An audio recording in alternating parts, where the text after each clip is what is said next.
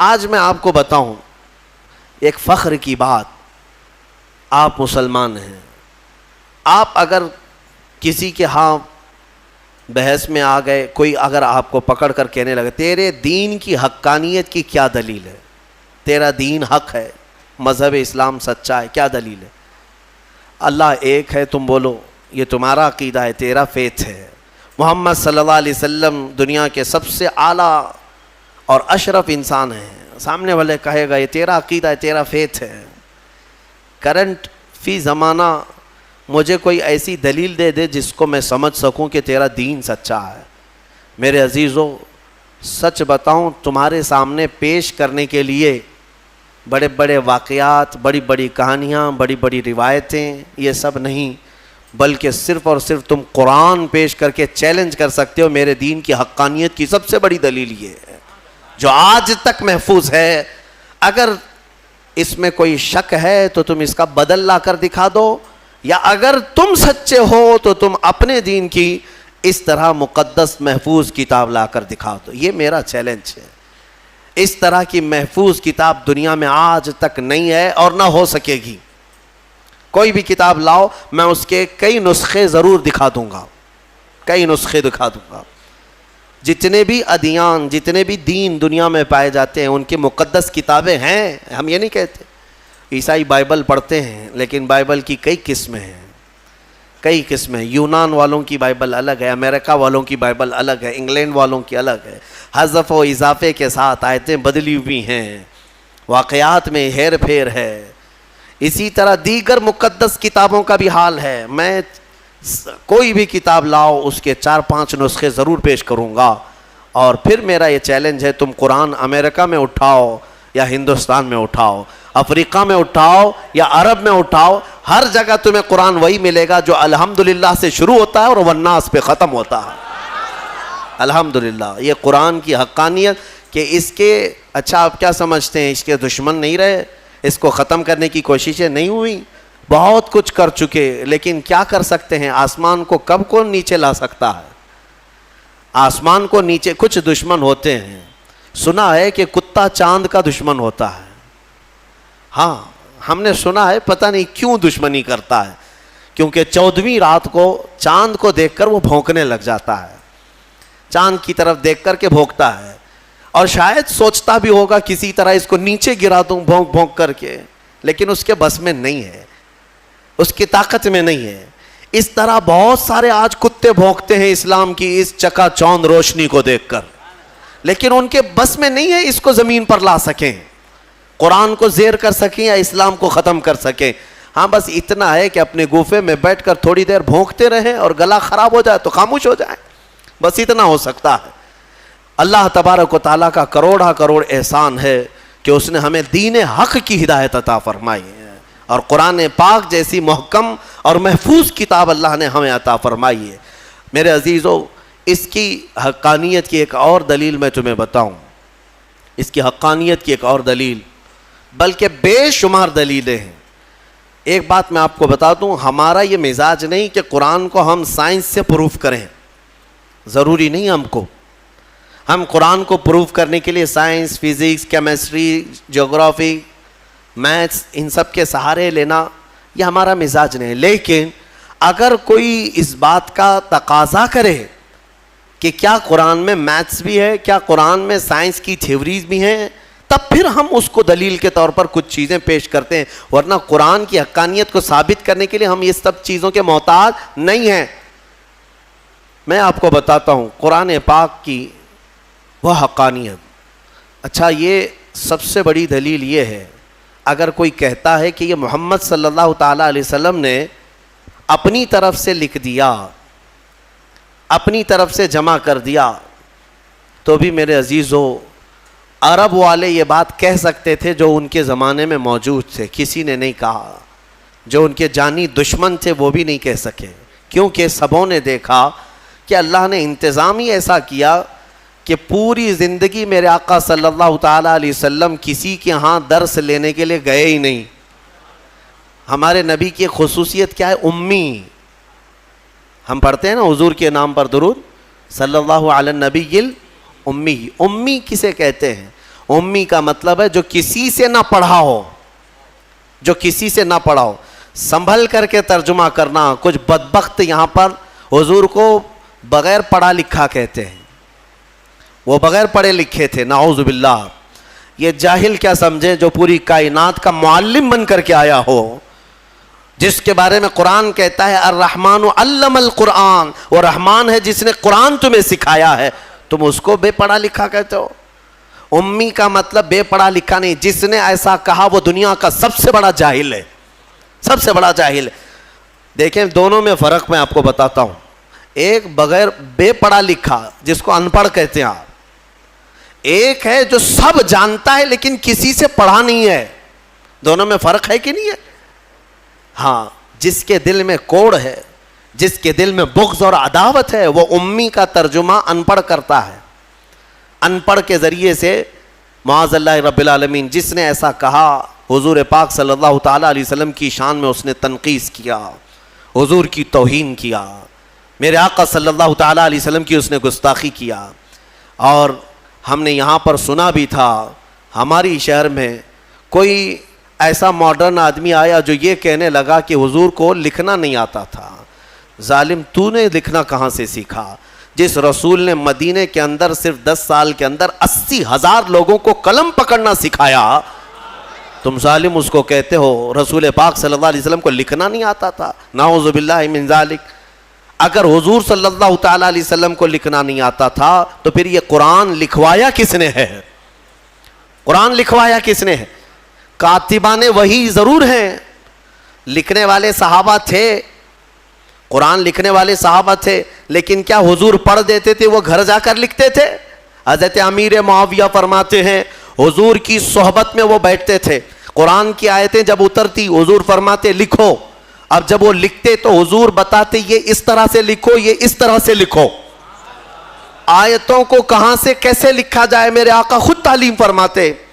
یہ اور بات ہے کہ رسول کریم صلی اللہ تعالیٰ علیہ وسلم نے خود قلم نہیں اٹھایا، لیکن ہزاروں کو قلم پکڑنا خود سکھایا ہے میرے آقا نے. اور جو یہ کہتا ہے وہ ہمارے دل کو ٹھیس پہنچاتا ہے. اے سنی مسلمانوں، نبی پاک صلی اللہ تعالیٰ علیہ وسلم کو لکھنا نہیں آتا تھا. نعوذ باللہ من ذالک. قرآن جن کے بارے میں کہہ رہا ہے وَعَلَّمَكَ مَا لَمْ تَكُنْ تَعْلَمْ، اے رسول ہم نے آپ کو وہ سب سکھا دیا جو آپ نہیں جانتے تھے. اگر حضور لکھنا نہیں جانتے تھے تو اس آیت کے مطابق رب نے انہیں سکھایا کہ نہیں سکھایا؟ اللہ فرما رہے ہم نے وہ سب سکھا دیا. سب میں کیا کیا آیا؟ سب میں کیا کیا آیا؟ سب میں میرا اور تمہارا نام بھی آ گیا. ہاں، میرے رسول کو اللہ نے وہ بھی سکھا دیا کہ اتنے زمانے کے بعد یہ لوگ آئیں گے، فلاں آئیں گے. حضور کو اللہ نے سارے علوم سکھائے. اس میں لکھنا بھی ہے، پڑھنا بھی ہے، بولنا بھی ہے، سننا بھی ہے، ساری چیزیں آ گئی. علمک ما لم تکن تعلم. اسی لیے الحمدللہ ہم اہل سنت و جماعت کا موقف یہ ہے کہ میرے رسول عالم ما کان و ما یکون ہیں. جو کچھ ہوا وہ بھی جانتے تھے اور جو کچھ ہونے والا ہے وہ بھی جانتے تھے. بات میں جو کہہ رہا تھا وہ توجہ سے سنیں. امی کسے کہتے ہیں؟ پھر سے تنبیہ کے ساتھ میں کہہ رہا ہوں، امی کا مطلب ان پڑھ نہیں، بلکہ جو کسی سے پڑھا ہوا نہ ہو، اس کا کوئی استاد نہ ہو. میرے رسول کی شان ہے وہ امی ہیں. اگر ان کو کسی نے پڑھایا ہے تو سیدھے ان کے پروردگار نے پڑھایا ہے. ہاں بس اللہ تبارک و تعالیٰ ان کا استاذ ہے. جبرائیل بھی نہیں. بعض لوگ یہ کہتے ہیں کہ جبرائیل آ کر دکھا. جبرائیل علیہ السلام کا کام صرف پہنچانے کا ہے، پڑھانے کا نہیں. جبرائیل علیہ السلام کا کام کیا ہے؟ پہنچانے کا. اسی لیے ہمارے ایک مفسر نے لکھا ہے پہلی آیت جو قرآن کی اتری وہ کیا تھی پتہ ہے نا مسلمانوں؟ اقرا بسم ربک الذی خلق. غار حرا میں یہ اتری ہے. میں توجہ چاہتا ہوں، جب جبرائیل آئے غار حرا میں تو جبرائیل یہ کہہ رہے تھے اقرا، پڑھو. کیا کہہ رہے تھے؟ پڑھو. اور حضور فرما رہے تھے ما انا بقاری، میں نہیں پڑھنے والا. اب یہاں پر بھی کچھ ظالم کوڑ دل والے کہتے ہیں ترجمے میں کہ مجھے پڑھنا نہیں آتا. تم کو پڑھنا نہیں آتا، رسول کو کیا نہیں آتا ہے؟ حضور یہ فرما رہے تھے کہ میں نہیں پڑھنے والا، میں پڑھوں گا نہیں. وہ کیوں کہہ رہے تھے میں آپ کو بتاتا ہوں. پھر سے جبرائیل نے سینے سے سینہ لگایا، 3 بار کیا جبرائیل نے اقرا، پڑھیے. کیا کہا؟ پڑھو. اس میں فرق سمجھو میرے عزیزوں. عربی میں ایک لفظ ہے قل. قل کا مطلب ہوتا ہے کہو. بچے کو ہم قریب لائیں جو بالکل ابتدائی والا ہو تو اس سے کہتے ہیں کہ بیٹا میں جیسا کہوں ویسا کہو, میں جیسا بولوں ویسا بولو. مطلب کیا ہے کہ ابھی اس کو کچھ آتا نہیں ہے اس لیے میں اس کو کہہ رہا ہوں بولو. یہ قل میں ہوتا ہے, قل میں. اور بعض مفسرین نے فرمایا جبرائیل جب اقرا کہہ رہے تھے کہ پڑھو, یہ اسی کو کہا جاتا ہے جو کبھی پڑھا ہوا ہو, یہ اسی سے کہا جاتا ہے جو کبھی پڑھا ہوا ہو. اقرا, پڑھو. اور قرآن کی کتنی آیتیں میں تم کو بتاؤں. اللہ تعالیٰ فرما رہا ہے وَإِذْ قَالَ رَبُّكَ لِلْمَلَائِكَةِ إِنِّي جَاعِلٌ فِي الْأَرْضِ خَلِيفَةً. پہلے والے پارے میں نے اس کی تفسیر بھی کیا ہے. وَإِذْ کا مطلب کیا ہے, ترجمہ اٹھا کر کے دیکھ لینا. وَإِذْ, اور یاد کرو جب رب نے فرشتوں سے کہا کہ آدم کو میں اپنا خلیفہ بنانے والا ہوں. اللہ تعالیٰ فرشتوں سے فرما رہا ہے کہ میں ایک انسان بناؤں گا آدم, اور اس کو خلیفہ بنا کر زمین میں بھیجوں گا. لیکن اس سے پہلے آیت کہاں سے شروع ہو رہی ہو؟ وَإِذْ کا مطلب ہوتا ہے یاد کرو. اور یاد کرو اے محمد جب رب تمہارا کہہ رہا تھا فرشتوں سے کہ میں زمین میں اپنا خلیفہ بناؤں گا.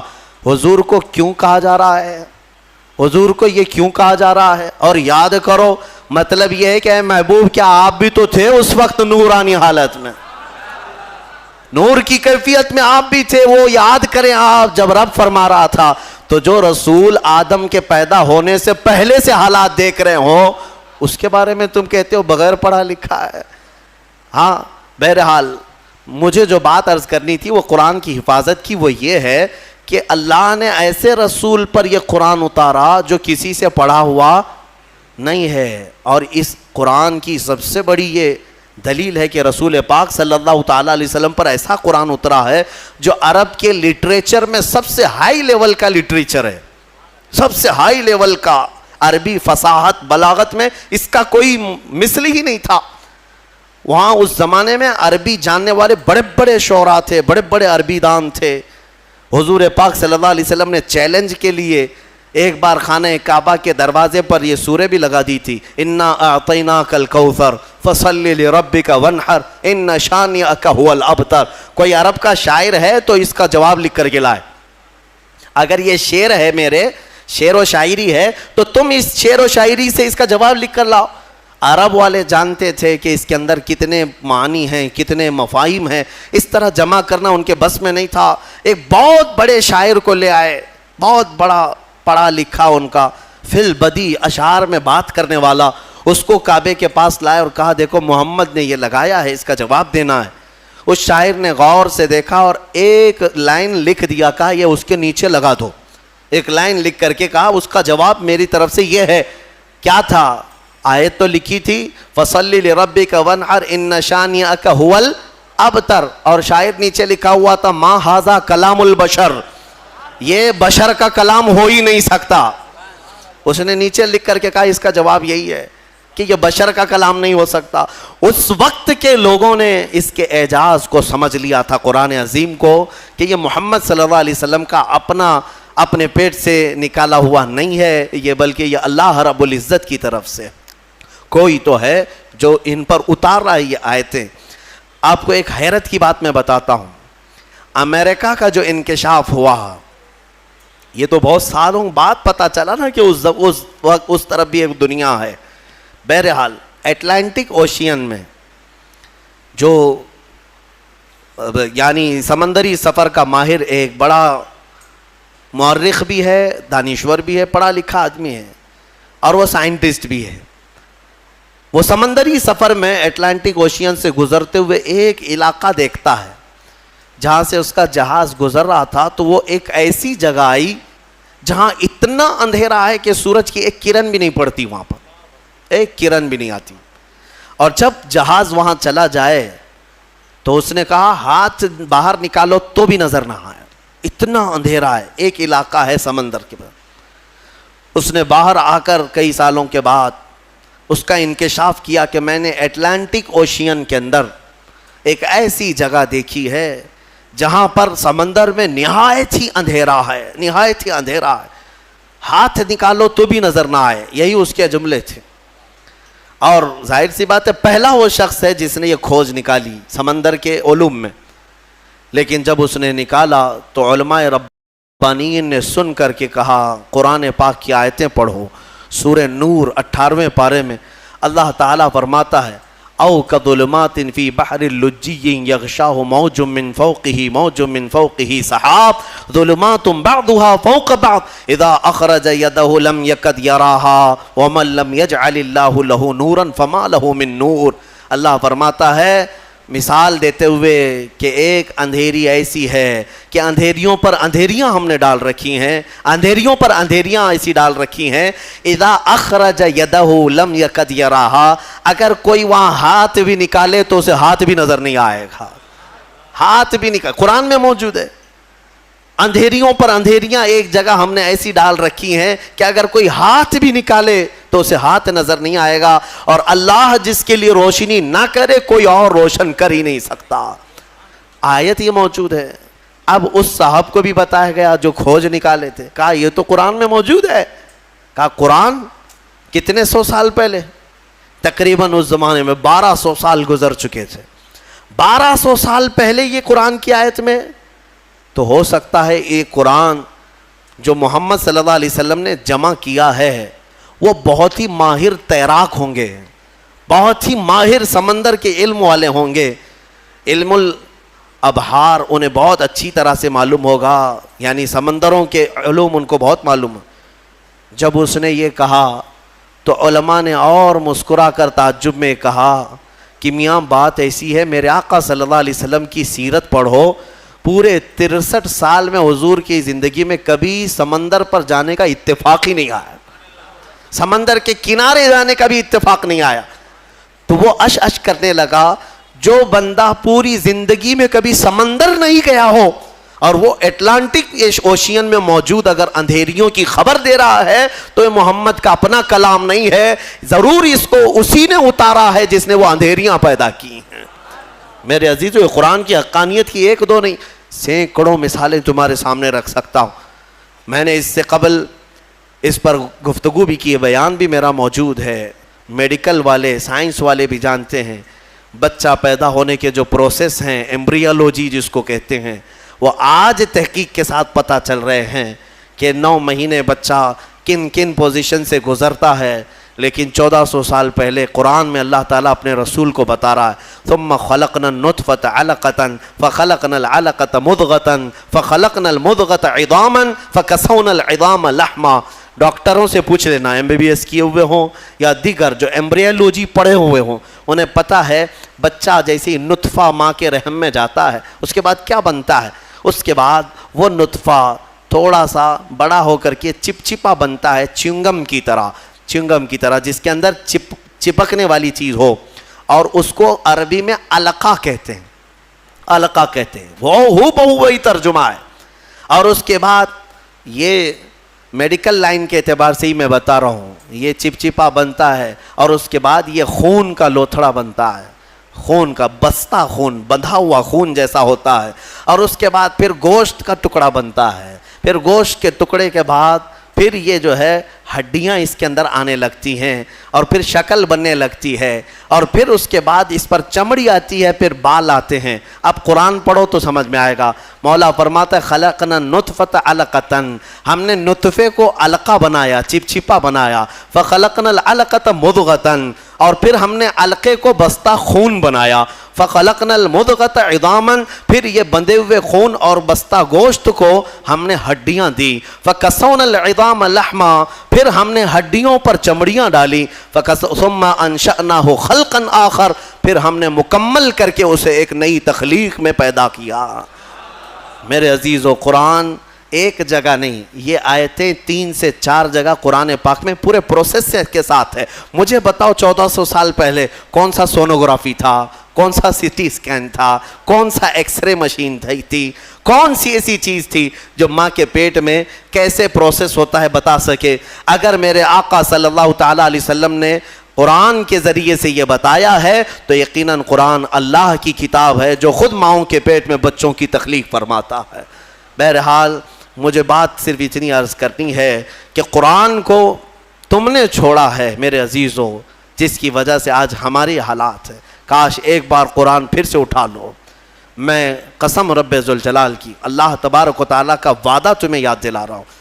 مولا نے قرآن میں فرمایا کان حقا علینا نصر المؤمنین، ہم نے اپنے اوپر لازم کر لیا ہے کہ ایمان والوں کی مدد کریں گے۔ ہم نے ابھی قرآن میں پڑھا ہے ان یکم منکم 20 صابرون یغلبوا 200، اگر تم میں 20 لوگ صبر والے آ جائیں، مولا فرماتا ہے میں 200 پر انہیں بھاری کر دوں گا، 200 پر بھاری کر دوں گا۔ یہ سب وعدے تمہارے لیے ہیں، لیکن اب کیا ہوگا؟ اسی لیے کسی شاعر نے کہا تھا اب فقط شور مچانے سے نہیں کچھ ہوگا، اور یوں ہی ہونٹوں کو ہلانے سے کچھ نہیں ہوگا۔ تمہیں اب اس قرآن پاک کو اٹھا کر دیکھنا ہوگا کہ عملی زندگی کیا ہے۔ بڑے بڑے سائنسدان، بڑے بڑے مورخین قرآن پڑھتے رہے، آج بھی پڑھ رہے ہیں اور تحقیقات کر رہے ہیں۔ افسوس ہے کہ ہماری قوم میں ایک بڑا طبقہ قرآن سمجھنا تو دور کی بات ہے، پڑھنا بھی نہیں جانتے۔ جو پڑھنا نہیں جانتے، یہی تو حال ہے کہ ہم نے دیکھا ہے بڑی بڑی محفلیں، تمہیں قوالی میں تو اتنا جوش آتا ہے، تھرکتے رہتے ہو، ناچتے رہتے ہو، کون سا جوش ہے؟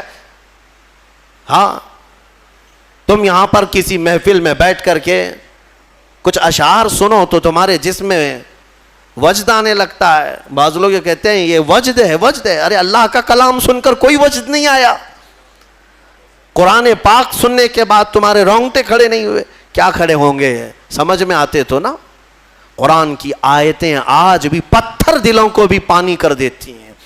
تمہیں پتا ہے فضیل بن عیاض اپنے زمانے کے بڑے ڈاکو، بغداد کے راستے پر جو بھی قافلہ گزرتا لوٹ مار کرتے تھے، لیکن ایک قاری قرآن اونٹ پر بیٹھ کر تلاوت کرتے ہوئے جا رہا تھا اور 27ویں پارے کی آیت تلاوت کر رہا تھا، الم یأن للذین آمنوا ان تخشع قلوبہم لذکر اللہ، کیا ایمان والوں کو ابھی وہ وقت نہیں آیا کہ اللہ کے ذکر سے ان کا دل ڈولنے لگ جائے، ہلنے لگ جائے، وہ توبہ کر لیں؟ اتنی آیت سنی تھی، فضیل بن عیاض کے ہاتھ کانپنے لگے۔ کیوں؟ عربی سمجھتے تھے، ڈاکہ زنی کرتے تھے لیکن عربی معلوم تھی۔ لیکن ایک قاری قرآن سے جب یہ آیت سنی، دل پر ایسے گزرنے لگے، ہتھیار پھینک دیا، ساری چیزیں پھینک دی اور چیخنے لگے آن لنا ربنا، آن لنا ربنا، اے ہمارے رب وہ وقت آ گیا، وہ وقت آ گیا، مجھے تو اپنی بارگاہ میں لے لے۔ اور پھر ایسی توبہ کی، ایسی توبہ کی، اللہ اکبر۔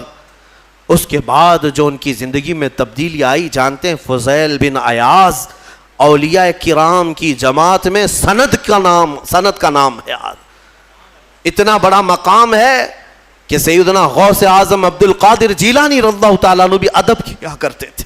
فضیل بن عیاض کا نام آئے تو وہ کس سے ان کی زندگی بدلی؟ قرآن کی آیت نے بدل دیا۔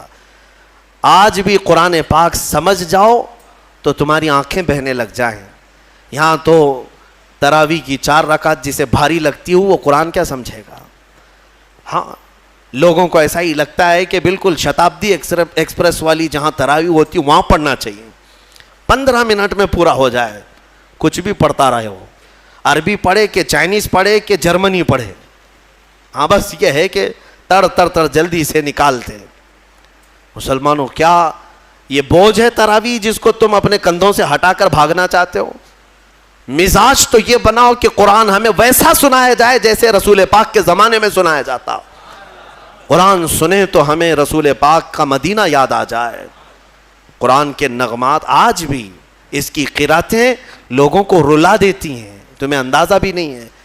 کئی انگریز مصر میں نے دیکھا ہے، کئی انگریز جن کو قرآن سنایا گیا اور انہیں معلوم تھا تو وہ رو پڑے۔ ایک فرانس کا بہت بڑا ڈاکٹر تھا اسکندریہ میں، ایک ہمارے بڑے شیخ ہیں، وہ قرآن کی تلاوت کرتے تھے تو وہ اپنی ڈاکٹریٹ پہ بڑا فخر کرتا تھا، صرف وہ حضرت کی قرآن کی تلاوت سننے کے لیے وہ باہر کھڑا رہتا۔ کئی دن کے بعد وہ ساری چیزیں چھوڑ کر کے اندر آیا اور کہا اس کی جو مٹھاس ہے اور اس کی جو لذت ہے مجھے دنیا میں کہیں نہ ملی، مجھے اسی دامن میں داخل کر لیا جائے۔ کئی ایسے لوگ ہیں جنہوں نے قرآن پاک کو سن کر کے اپنی زندگیاں بدل لیں. تمہیں کیا ہو گیا؟ قرآن کو اتنا اوپر رکھ دیا کہ ہاتھ بھی نہ جائے. تمہارے فریج اور ٹی ویاں تو صاف ہوتی ہیں, قرآن پر تو پتہ نہیں کتنی گرد و غبار لگی ہوئی ہے. ہاں ابھی رمضان میں اس کو صاف کر دیا ہوگا, اٹھایا ہوگا. قرآن تم کب اٹھاتے ہو؟ قسم کھانے کے لیے. جھگڑا ہو جائے, دیکھو میں قرآن کی قسم کھا رہا ہوں. یا پھر کب قرآن اٹھاتے ہو؟ جب کسی کی میت ہو جائے, جلدی لاؤ قرآن. ارے یہ زندوں کے لیے اترا ہے قرآن, مردوں کے لیے نہیں. قرآن زندوں کے لیے نا. ہاں مردوں کو ایصال ثواب تو ضرور کرائیں گے ہم, فائدہ تو پہنچے گا تلاوت کا, لیکن یہ ایصال ثواب کے لیے ہی نہیں. قرآن کہتا ہے ھدی للمؤمنین, مومنوں کی ہدایت کے لیے آیا ہے. ہدایت چھوڑ کر کے تم دکان کی اوپننگ کے لیے, گھر کی ٹھنڈک کرانا ہے, اوپننگ کرانا ہے, اور پھر ماں باپ کی میت ہو گئی ہے, اور پھر کیا ہے, جھگڑے میں قسم کھانا ہے. یہی ساری چیزیں قرآن اٹھانے کی ہے. قرآن عظیم اللہ تعالیٰ کا وہ عظیم تحفہ ہے کہ پوری زندگی بھر اس پر رشک کرو گے تو بھی کم ہے. آج پوری دنیا میں کسی قوم کے پاس یہ کتاب نہیں ہے جتنی محکم کتاب تمہارے پاس ہے. سینہ تان کر کے کہہ سکتے ہیں ایسی کتاب کسی کے پاس نہیں ہے. اتنا بڑا ذخیرہ تمہارے پاس ہے اور تم اس کو پیچھے ڈالے ہوئے ہو. بچپن میں ہمارے بچوں کو جب مدرسہ بھیجتے ہیں ہم تو قرآن سینے سے لگا کر بھیجتے ہیں نا. بچہ سینے سے لگا کر کے آتا ہے قرآن. لیکن چندی دنوں کے بعد جب ہم بڑے ہونے کے بعد دیکھتے ہیں, اسکول جانے کے وقت بچہ تو سارا بستہ پیٹھ پر رکھا رہتا ہے. ہوتا یہی ہے نا, بستے میں ساری بکس کتابیں پیٹھ پر رکھا رہتا ہے, لیکن مدرسہ جب آتا ہے تو قرآن سینے سے لگا کر آتا ہے. شاید بڑوں نے, ہمارے بزرگوں نے یہ رواج رکھا ہوگا کہ بیٹا قرآن ہمیشہ سامنے ہونا چاہیے, قرآن ہمیشہ مقدم رہے, بعد میں سب. لیکن بڑے ہونے کے بعد یہ سامنے والی چیز پیچھے ڈال دیتا ہے, پیچھے والی چیز کو ہی اہمیت دینے لگتا ہے. ایک بات یاد رکھو, میں نہ کالج کا مخالف ہوں, نہ اسکول کا مخالف ہوں, نہ یونیورسٹی کا مخالف ہوں. ہاں کوئی بھی کالج کا, یونیورسٹی کا, کہیں کا اسٹوڈنٹ ہو, میرے ساتھ بیٹھے, میں اس کے ساتھ انشاءاللہ ڈسکس ضرور کروں گا ہر ٹاپک پر. لیکن یہ برکت ہے صرف قرآن کی. الحمدللہ ہم نے قرآن پڑھا ہے تو قرآن کی برکت سے اللہ نے ہمیں سائنس کی بھی سمجھ عطا کی ہے, ہمیں میتھس بھی آتا ہے, ہمیں جیومیٹری بھی آتی ہے, ہمیں فزکس بھی آتا ہے تھوڑا بہت. میں یہ فخر کے لیے نہیں کہہ رہا, نہ ہی یہ غرور کے لیے کہہ رہا ہوں, بلکہ جو کچھ بھی اللہ نے ہمیں شدھ بدھ دی ہے وہ قرآن کی برکت سے عطا کیا. اور اعلیٰ حضرت فاضل بریلوی رضی اللہ تعالیٰ عنہ خود فرماتے ہیں ایسی ایسی کتابیں انہوں نے لکھ رکھی ہیں کہ آج کی بڑی بڑی یونیورسٹیوں کے پروفیسر حل نہیں کر پا رہے ہیں. ان کے میتھس کے بڑے بڑے ٹف فنڈے نہیں حل کر پا رہے ہیں. قبلہ پہچاننے کے علوم آج بھی کتاب لکھی ہوئی ہے, جیومیٹری پر لکھی ہوئی ہے, علم رمل پر, علم جفر پر اور زیجات پر, ایسے ایسے علم ہے جس کے نام بھی تم نے نہیں سنے ہوں گے. اور اعلیٰ حضرت یہ کہاں جا کر پڑھے تھے, کون سے مدرسے میں؟ یہ فن, یہ علوم آج پورے ہندوستان کے مدرسوں میں نہیں پڑھائے جاتے. اعلیٰ حضرت کہاں سے پڑھے؟ خود فرماتے ہیں یہ صرف اور صرف قرآن اور حدیث رسول کی برکت ہے. رسول پاک صلی اللہ تعالیٰ علیہ وسلم کے قدموں میں جو ہو گیا, ہر علم خیرات میں ملا. میں یہ کہتا ہوں کہ نوجوانوں ضرور جاؤ, اسکول جاؤ, کالج جاؤ, یونیورسٹیوں میں جاؤ, ٹاپ کرو, پوری یونیورسٹی کو ٹاپ کرو. لیکن عقیدہ اور یقین یہ ہونا چاہیے کہ تم دنیا میں اگر عروج پر پہنچو گے تو شروعات تمہاری الحمدللہ رب العالمین سے ہونی چاہیے. یہاں سے ہو تو پھر دیکھو اللہ تعالیٰ تمہیں ترقی بھی دے گا اور برکت بھی عطا کرے گا. اللہ کریم ہمیں کہنے سننے سے زیادہ عمل کی توفیق عطا فرمائے. قرآن عظیم کی برکتیں اللہ تعالی ہم سب کو عطا فرمائے. ایک سوال ہے, یہ ہر نماز کے بعد یہاں پر جو تسبیح پڑھی جاتی ہے سبحان اللہ و بحمدہ سبحان اللہ العظیم و بحمدہ استغفر اللہ, یہ بخاری شریف کی حدیث ہے. بخاری شریف کی حدیث ہے, صحیح کتاب. حضور پاک صلی اللہ تعالی علیہ وسلم نے فرمایا جس نے دن میں یہ 100 مرتبہ پڑھ لیا, دن بھر جو کچھ بھی کیا گیا تھا سب اللہ معاف فرمائے گا. تو رواج یہ دیا جاتا ہے کہ 5 وقت کی نمازوں میں اگر تم سے 50 یا 55 مرتبہ ہو جائے, 11 مرتبہ پڑھتے ہیں, باقی کا بچا ہوا اپنے رات میں سونے کے وقت پڑھ لو تاکہ دن بھر کی خطائیں معاف ہو جائیں. اور بخاری شریف کی سب سے آخری حدیث جس پر ختم بخاری ہوتی ہے اور اس کی تلاوت کے وقت دعائیں قبول ہوتی ہیں. بزرگوں نے فرمایا بخاری شریف کا جب ختم ہوتا ہے نا, جیسے ختم قرآن بھی ہے نا, شب قدر کو ختم قرآن کی محفل ہوتی ہے, بخاری شریف کی ختم کی بھی محفل ہوتی ہے. اور بزرگوں نے فرمایا ختم بخاری کے وقت جو حدیث آخری پڑھی جاتی ہے اس وقت مجمع میں جو بھی دعا کرے گا اللہ اس کی دعا قبول کرے گا۔